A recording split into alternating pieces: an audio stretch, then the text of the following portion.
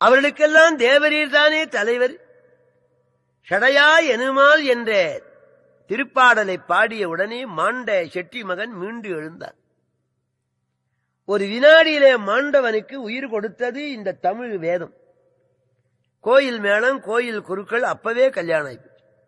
கணவனை இழந்து வாடிய பெண்மணிக்கு அருள் புரிந்தவர் ஞானசம்பந்த சுவாமி.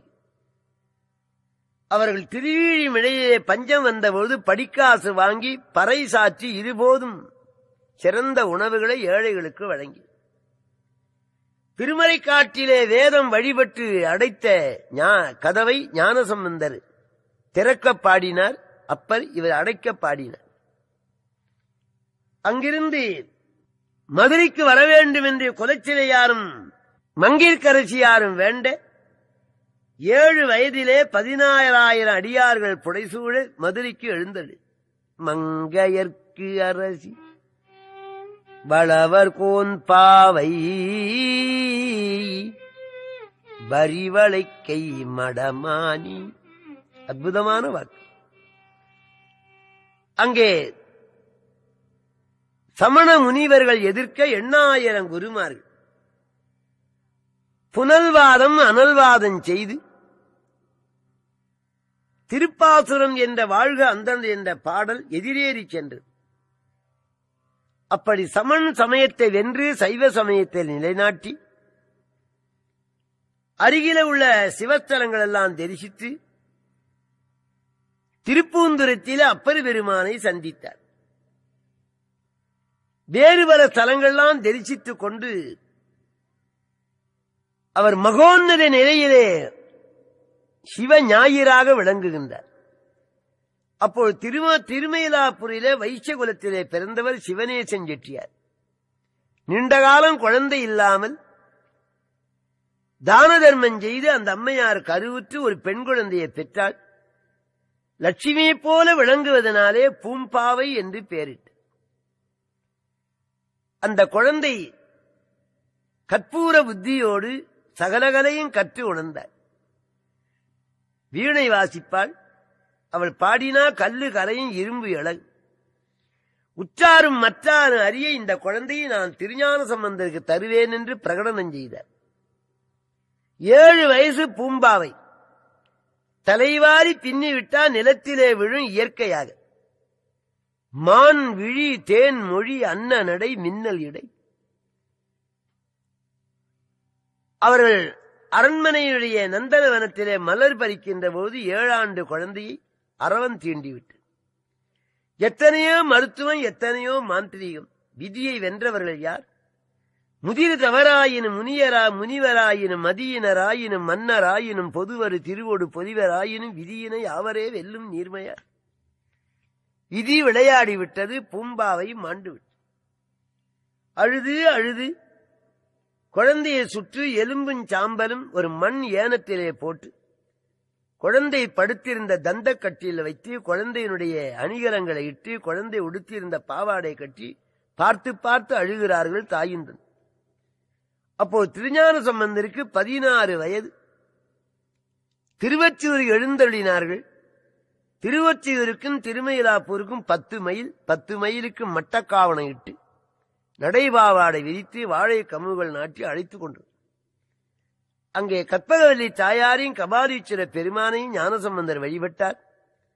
கோயிலுக்கு வெளியே வந்தவுடனே அந்த எலும்பும் சாம்பலும் உள்ள மண் ஏனத்தை கொண்டு வந்து வைத்து அழுது தொழுது நின்றார். இது என்னன்னு கேட்டார். குழந்தையில்லாத எனக்கு இறைவன் ஒரு பெண் குழந்தையை கொடுத்தான். நான் தங்களுக்கு தருவதாக சொல்லியிருந்தேன். தாங்கள் தீண்டவில்லை, அரவன் தீண்டி மாண்டு விட்டது. நான் பாவம் செய்தவன் என்றார். ஐயா, நீங்கள் வருத்தப்பட வேண்டாம், உங்கள் குழந்தை பிழைக்கும். அப்போது வேற்று சமயத்தாரெல்லாம் அருகிலே நின்று வேடிக்கை பார்க்கிறார். அப்ப ஞானசம்பந்த பெருமான் என்ன சொன்னார்? உலகத்திலே பிறந்தவர்கள் பெறுகின்ற பயன் 2. மண்ணினில் பிறந்தார் பெரும் பயன் மதிசூடும்.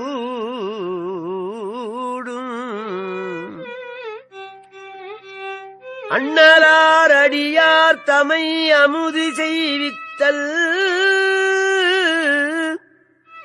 கண்ணினால் அவர் நல்விழா பொலிவு கண்டு ஆறுதல் உண்மையாமெனில் உலகர் முன்பருகென உரைப்பாரு.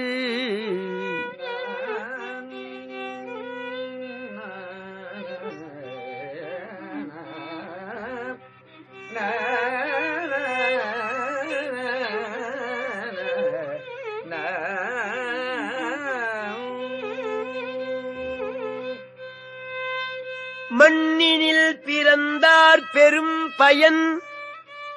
சேக்கிழாருடைய தெய்வத் தமிழ். மண்ணிலே மானுட யாக்கையோடு பிறந்தவர்கள் பெறுகின்ற பயன் யாது?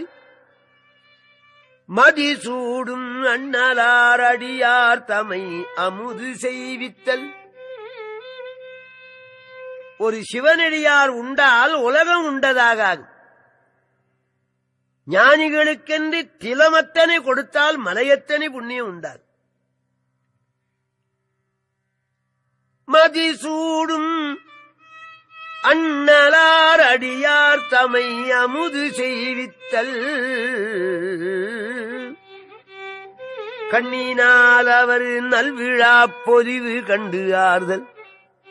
எம்பெருமான் உலகம் உய்ய வெளியே எழுந்தள்ளி வருகின்றான். கொடியேற்றிய ஆன்மாக்களை பக்குவம் புரிய வருகின்றான். நந்தனவனத்துக்கு வருவார். அங்கு இருக்கின்ற மலர்களை தருகின்ற செடி கொடிகளுக்கு அருள் புரி. அபிஷேகத்துக்கு கொடுக்கின்றேன். தீர்த்தம் நிறைந்தேன். குளத்திலே உள்ள மீன்களுக்கு அருள் புரிய தெப்போத்சவம் கொண்டாடுகின்றான். அந்த 10 நாள் ஆன்மாக்களை பக்குவம் செய்வதற்காக பெருமான் கொடியேற்றி வெளியே திருவீதி உலா வருகிறார். அப்படி எம்பெருமான் வருகின்ற அந்த விழாக்களை கண்களார கண்டு கழிக்க வேண்டும். கண்ணினால் அவன் நல்விழா பொலிவு கண்டு ஆறுதல். உண்மை ஆறுதல் என்றால் நிறைதல் அர்த்தம். உண்மையாமெனில் உலகர் முன்பருகென உரைப்பார். மட்டிட்ட புன்னையங்கானன் மடமையிலே கட்டிட்டம் கொண்ட கபாலீச்சன் அமர்ந்தான். ஒட்டிட்ட பண்பின் பல் உருத்திர கணத்தார்க்கு அட்டிட்டல் காணாதே போதியோ பூம்பாவாய். கார்த்திகை விளக்கீடு காணாதே போதியோ பூம்பாவாய். தைப்பூசம் காணாதே போதியோ பூம்பாவாய். கடலாட்டு காணாதே போதியோ பூம்பாவாய். பாடிக்கினே வர. பெருஞ்சாண்டி காணாதே போதியோ பூம்பாவாய். அந்த குடம் உடைந்து 12 ஆண்டு பெண் குழந்தை வெளியே வந்து 1000 தங்க வைக்கிற பிரம்மா கண்டு அதிசயித்து வேற்று சமயத்தாரெல்லாம் நடுங்கினார்கள். தந்தையாருக்கும் தாயாருக்கும் அளவற்ற மகிழ்ச்சி. சுவாமி, இந்த குழந்தையை தேவரீர் என் 1 கோடி சொத்தோடு திருமணம் செய்து கொள்ள வேணும்.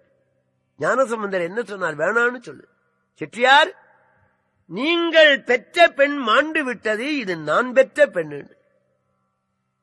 ஞானமூர்த்தி அல்லவா? அந்த பெண் தவஞ்செய்து சிவனடி பெற்றார்.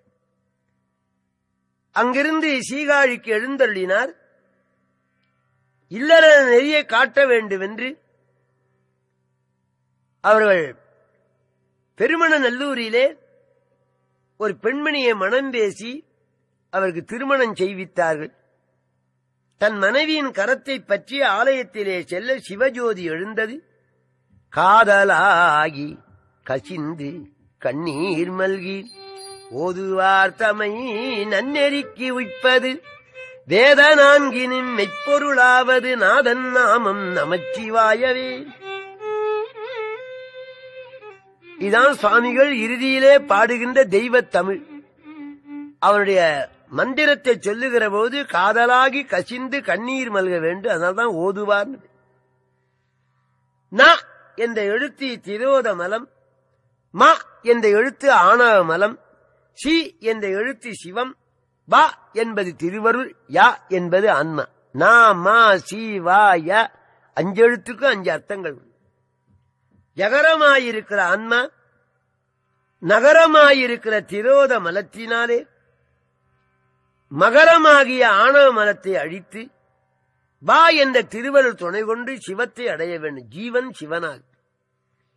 செம்பிலே இருக்கிற களிம்பு நீங்கினால் செம்பு தங்கமாகும். ஜீவனிலே உள்ள ஆணவ மல நீங்கினால் ஜீவன் சிவனாகும். அதத்தான் அருணகிரிநாதர் ஜீவன் சிவஸ்வரூபம் என தேறின. அப்போது ஞானசம்பந்தருக்கு 16 ஆண்டுகள். திருமணத்துக்கு வந்த அத்தனை பேரையும் சிவஜோதியிலே புகுமாறு செய்து தன் மனைவியாருடைய கரத்தை பற்றி சிவாய நம என்ற அஞ்செழுத்தை சொல்லி அந்த சிவஜோதியிலே கலந்து சிவமாம் பெற்றிய பெற்றார்கள். அந்த ஞானசம்பந்தர் 16,000 பதிகங்கள் பாடியருளினார். அது அத்தனையும் மெஞ்ஞான தமிழ். அதனை ஓதுவார் எல்லா நலங்களையும் பெறுவார்கள். ஆகவே நாம் எல்லோரும் ஞானசம்பந்த பெருமானுடைய தமிழ் வேதங்களை ஓதி உய்வு பெற வேண்டும், எல்லா நலங்களையும் நாம் பெறலாம் என்பதை சொல்லி இந்த அளவிலே அந்த குருநாதருடைய திருவடியை சிந்தித்து வந்தித்து வாழ்த்தி பூர்த்தி பண்ணுகின்றேன். உருவாய் அருவாய் உளதாய் இலதாய் மறுவாய் மலராய் மணியாய் ஒளியாய் கருவாய் உயிராய் கதியாய் விதியாய் குருவாய் வருவாய் அருள்வாய் குகனே.